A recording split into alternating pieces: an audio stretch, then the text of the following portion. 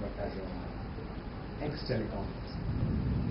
The challenge in India has been that people who provide value-added services actually are not able to get enough traction. And if you see the revenue share between a value-added services provider and a telecom infrastructure or a telecommunication company, nearly about 70% of revenues are kept by the telecommunication service provider, and the VAS provider probably earns 30%.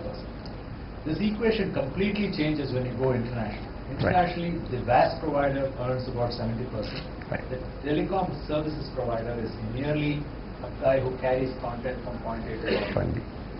This is the reality that will start happening in India very, very soon. Absolutely. So what telecommunication service providers have to realize is we will converge upon the international model at some point of time. Power will shift from the telecommunication service provider to the VAS service. So that, I think, is the current state of play in India. Internationally, nowhere in the world is this model followed. It's an unfortunate thing because for VAS service providers to survive in this market and to come up with more and more new ideas, they need to make money.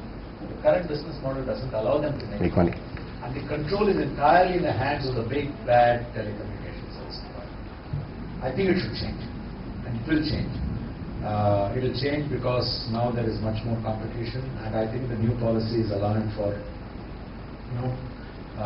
more transparency in the billing process and how you can look through that entire transaction. So once that happens, I think the model will change.